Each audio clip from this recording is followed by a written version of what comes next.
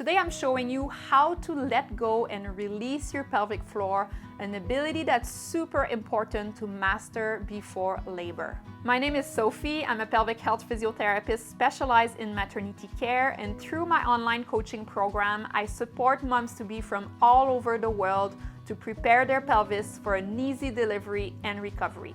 So if that's something you're into, apply on a free discovery call with me in the description below so we can see if we're a fit to work together. If you've looked into pelvic floor exercises during pregnancy, you may have heard some advice about how to engage and contract your pelvic floor.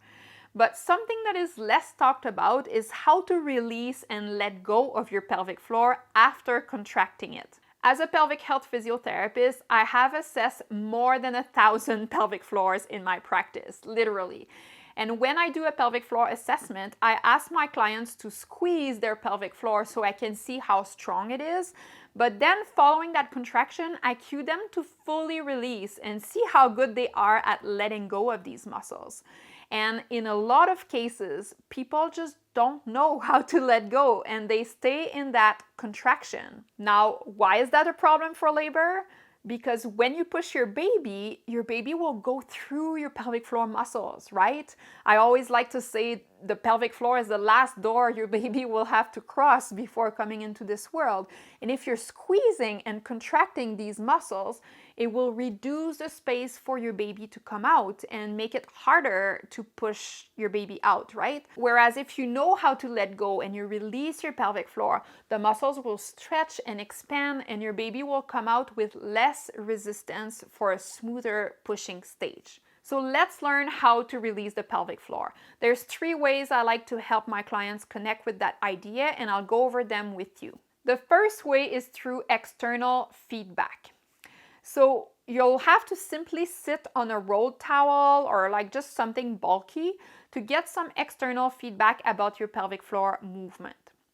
So see that when you're sitting on a towel, your pelvic floor is directly in contact with it, and you should get some feedback about your exercises. So let's start by contracting our pelvic floor. This way we'll better feel the release after by contrast. So to contract, I like to picture picking up a berry with my vagina and lifting it into my pelvis. So it's not only a squeeze of the vagina, but it's also a lift. Now to release, bring the berry back down on the towel and picture your muscles melting and opening. I also like the visual of a flower blooming for some reason, but you may have others that you've heard and that you like. Do you feel the pelvic floor going back onto the towel? Let's do that again, but with a different cue, because sometimes people connect with different visualizations, right? So this time, to contract your pelvic floor, you'll imagine that you're midway through peeing and you want to stop your flow of urine. So squeeze around your urethra and you should feel your pelvic floor moving here on the towel. Now to release your pelvic floor, think of letting go of your bladder and start peeing again. The second way to connect with that pelvic floor release is through internal feedback. And it's the way that I use in my clinic to assess my clients' ability to release their pelvic floor. So it's super specific and it's basically the best way if you can do it that way. So what you'll do is to wash your hands, and then you're gonna go propped up in bed with your legs relaxed on each side on cushions or what have you. It's super important to have your legs relaxed because as soon as you're tensing your hips, your pelvic floor will tense as well, and we don't want that. So make sure you're relaxed, and then you're going to insert 2 fingers in your vagina. Now pretend that you want to squeeze and lift your fingers in your vagina and feel the muscles contracting around them. And then let go of your fingers and pretend you want to bring them back down towards the opening. But we don't want to be pushing them here. We just want to release the muscles. So do you feel your pelvic floor letting go and the vaginal opening releasing?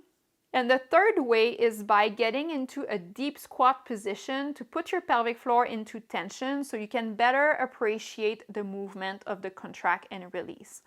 So go into a deep squat, and if your bump is too big at this point, you can definitely use some props under your bum to make it more comfortable for yourself.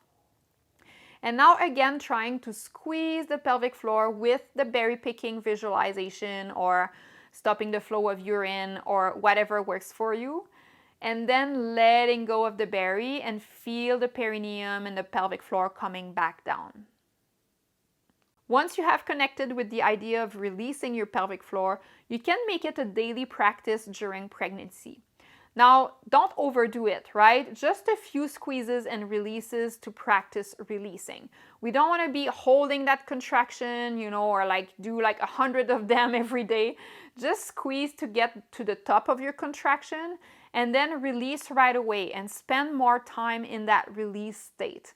I often tell my clients to take 2 nice deep breaths into their belly before contracting again, just to really leave a lot of space for the release. If you're looking for a step-by-step plan to get your pelvic floor ready for a positive birth experience, I hope to chat with you over a free discovery call soon.